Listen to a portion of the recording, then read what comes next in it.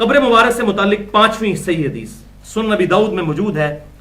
کتاب المناسک جو چیپٹر ہے حج والا، اس کا آخری باب ہی یہی ہے، زیارت القبور، قبروں کی زیارت کرنا. اس سے یہ بات پتہ چل گئی کہ انہوں نے قبر کی حاضری کے چیپٹر میں اس حدیث کو ڈالا ہے. یہ بہت کریٹیکل حدیث ہے، 2041 نمبر حدیث،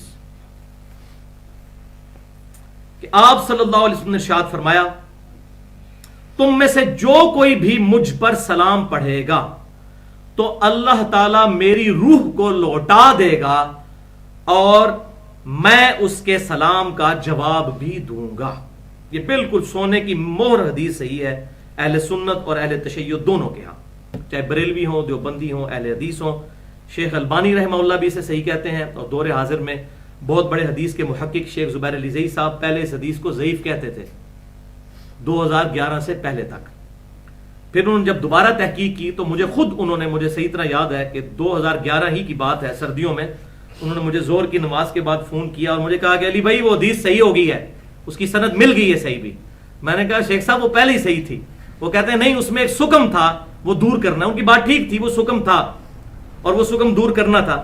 وہ سکم میں آپ کو بتا دیتا ہوں کیا ہے. پھر انہوں نے رجوع کر لیا، انوار الصحیفہ میں بھی موجود نہیں ہے، مشکات المصابیح میں انٹرنیشنل نمبرنگ کے مطابق 925 نمبر یہی حدیث ہے، اس میں بھی انہوں نے صحت کا حکم لگایا ہے. اس میں مسئلہ یہ تھا کہ یزید بن عبداللہ جو ہے اس کی سما کی تصریح نہیں مل رہی تھی ابو داؤد کے اندر، تو اس کی سما کی تصریح پھر سنن الکبریٰ البیہقی کے اندر ان کو مل گئی کہ وہاں پر اس کی سما کی تصریح موجود ہے کہ اس نے یہ خود حدیث سیدنا ابو ہریرہ رضی اللہ تعالیٰ عنہ سے سنی. تو جب وہ سما کی تصریح مل گئی تو یہ روایت بالکل صحیح ہے، لہٰذا اب اس پہ کسی کا بھی کوئی اختلاف نہیں ہے. لیکن یہاں پر یہ بات یاد رکھیں، یہ روح کا لوٹنا برزخی ہے، یہ دنیا کا سا لوٹنا نہیں ہے. صحیح بخاری کی وہ حدیث یاد کر لیجئے 1241 نمبر، سیدنا ابوبکر رضی اللہ تعالیٰ عنہ نے آپ صلی اللہ علیہ وسلم کی میت مبارک کو بوسہ دیا اور کہا یا نبی اللہ، اللہ آپ پر 2 دفعہ موت نہیں طاری کرے گا. تو اگر ہر دفعہ روح لوٹ رہی ہے تو وہ تو ہزاروں لاکھوں موتیں منتی ہیں. یہ سارا لوٹنا برزخی ہے، اور برزخ کے معاملات ہم سمجھ نہیں سکتے، وہ اس دنیا کے ہے نہیں ہے. مرنے کے بعد چاہے کافر ہو یا مومن ہو، تمام زندہ ہے اللہ کے حضور. کافر اللہ کے عذاب میں زندہ ہے اور مومن اللہ کی جنتوں میں زندہ ہے.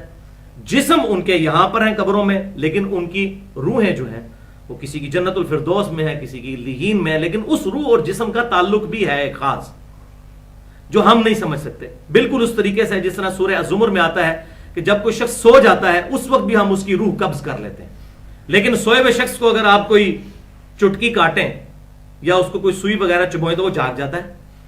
تو روح نکلنے کے باوجود روح اور جسم کا ایک تعلق رہتا ہے، وہ برزخی تعلق ہے، وہ ہمیں پتہ نہیں ہے. وہ فوراً روح اس میں لوٹ آتی ہے، لیکن وہ لوٹنا اور ہے اور وفات کے بعد روح کا لوٹنا اور ہے، کیونکہ وفات کے بعد کی زندگی برزخی زندگی ہے، اس کو ہم دنیا کی زندگی پر قیاس نہیں کر سکتے. اور یہ اہل سنت کا اور اہل تشیع کا سب کا اجماعی عقیدہ ہے کہ نبی صلی اللہ علیہ وسلم کا جسم مبارک مدینہ شریف کی قبر میں بالکل صحیح حالت میں ہے. سنن الکبریٰ البیہقی میں صحیح سند کے ساتھ موجود ہے کہ سیدنا عمر کہتے ہیں کہ اللہ تعالیٰ نے حرام کر دیا ہے کہ انبیاء کرام کے جسموں کو نہ مٹی کھاتی ہے نہ آگ کھاتی ہے. اور صحیح بخاری کی ایک بڑی ڈیٹیل حدیث ہے جس کا لب لباب یہ ہے کہ آپ صلی اللہ علیہ وسلم کو ایک خواب دکھایا گیا، اس خواب کے اینڈ پہ آپ نے منظر دیکھا کہ جنت میں ایک محل ہے. تو سیدنا جبریل سے کہا کہ جبریل مجھے جانے دو، میں اپنے محل میں داخل ہو جاؤں. تو جبریل علیہ السلام نے عرض کیا اللہ کے رسول صلی اللہ علیہ وسلم ابھی آپ کے کچھ دن دنیا میں باقی ہیں، وہ دن گزار کے آپ اسی جنت میں آ جائیں گے. تو آپ صلی اللہ علیہ وسلم کی روح مبارک جنت میں اور جسم مبارک مدینہ شریف کی قبر میں بالکل صحیح حالت میں موجود ہے، اور اس روح اور جسم کا ایک برزخی تعلق ہے جو ہم سمجھ نہیں سکتے. بہرحال آج اسی پر اکتفا کریں. انشاءاللہ تعالی میں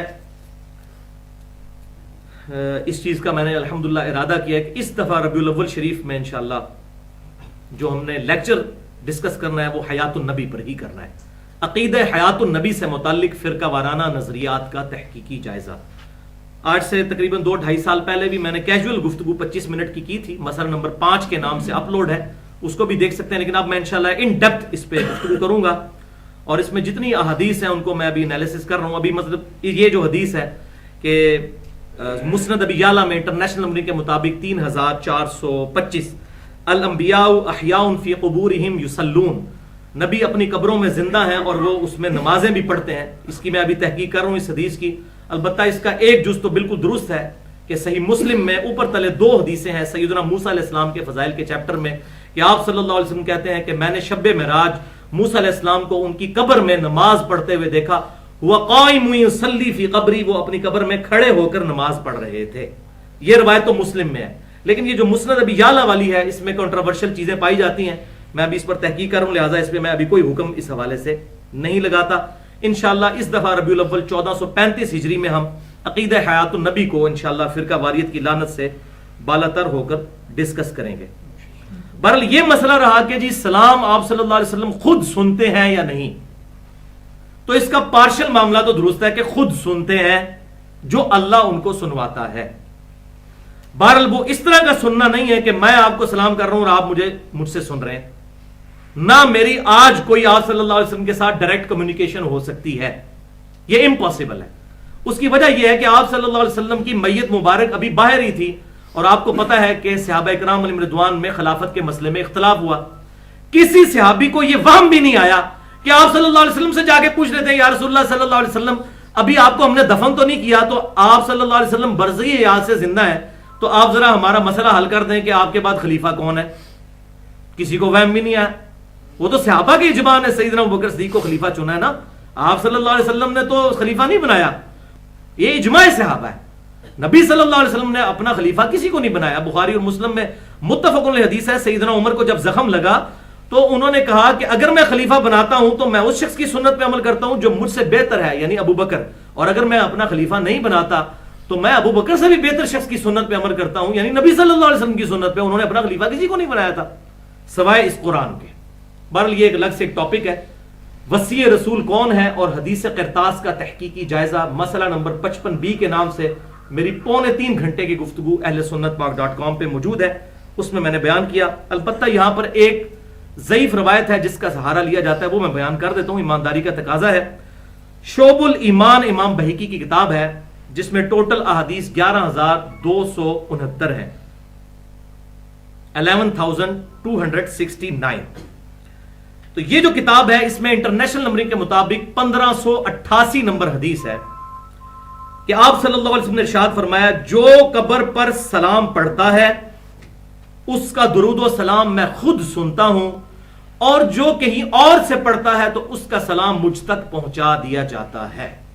حدیث تو موجود ہے لیکن یہ روایت اصول محدثین پر پکی ضعیف ہے.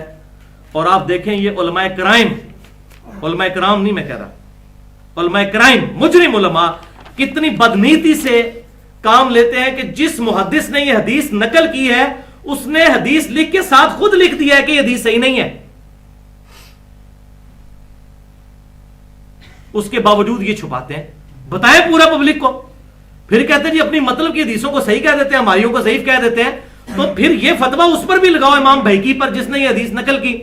امام بہقی رحمۃ اللہ علیہ نے پوری ایک کتاب لکھی ہے اور امام بہقی کو بریلوی دیوبندی اہل حدیث سارے مانتے ہیں. ان کی ایک الگ سے پوری کتاب ہے حیات الانبیاء فی القبور، نبیوں کی قبروں میں زندگی. اس میں 21 احادیث لے کر آئے ہیں، وہ کچھ صحیح بھی ہیں کچھ ضعیف بھی ہیں.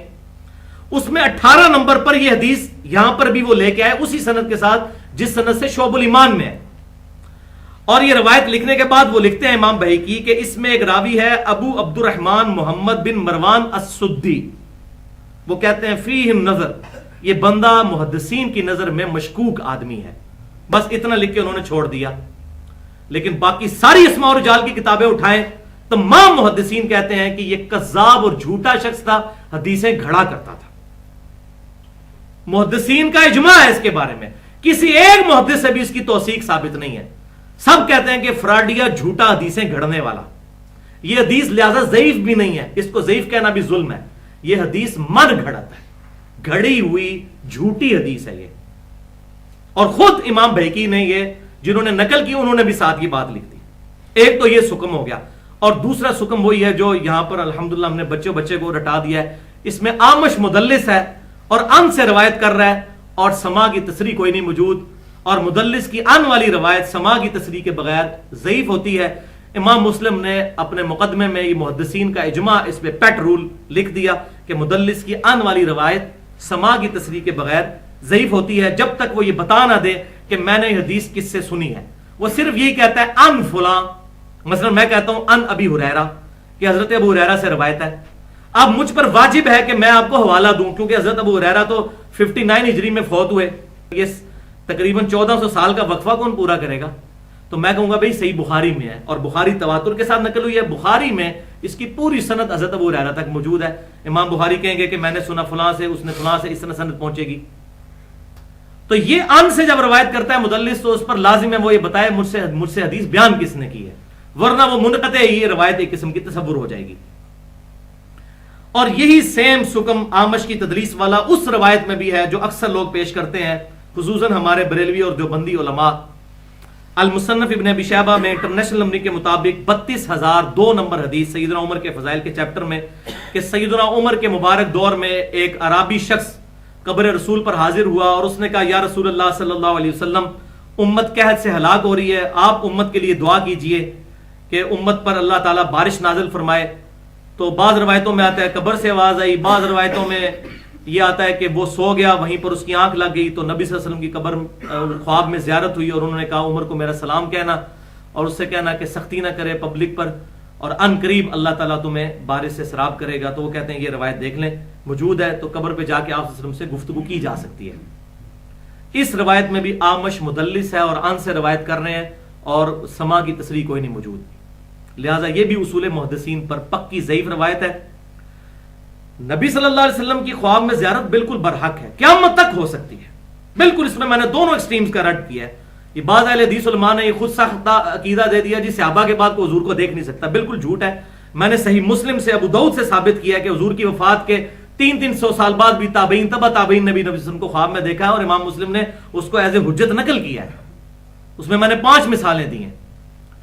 تو دوسری ایکسٹریم پہ جو بریلوی دیوبندی ہیں وہ اپنے سارے بزرگوں کے خوابوں کو بیان کرتے ہیں، یہ بھی ایکسٹریم ہے. اس میں نے 2.25 گھنٹے کی گفتگو کی ہے مسئلہ نمبر 6B کے نام سے کشف الہام اور خوابوں سے متعلق فرقہ وارانہ نظریات کا تحقیقی جائزہ. اس میں پرٹیکولر آخری 40 منٹ خواب میں دیدار مصطفیٰ صلی اللہ علیہ وسلم کے حوالے سے صحیح عقیدہ کیا ہے وہ میں نے بیان کیا ہے، تو وہ مسئلہ نہیں ہے.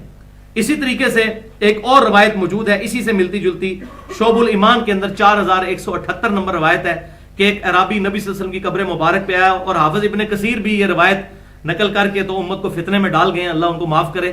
انہوں نے نہ اس کو صحیح کہا نہ ضعیف کہا، وہ مصیبت ڈال دی پچھلوں کے لیے اور پچھلے ان کے مقلد ہوئے پڑے. تو ہم تو ڈنکے کی چوٹ پہ بھی حافظ ابن کثیر کو کہتے ہیں کہ انہوں نے یہ جو معاملہ کیا یہ امت کے اوپر ظلم کیا، یہ روایت لکھ کے اس کا رد نہیں کیا اور سند بھی کوئی نہیں لکھی. بال میں اس کی سند بتا رہا ہوں، شعب الایمان میں 4178 نمبر ہے.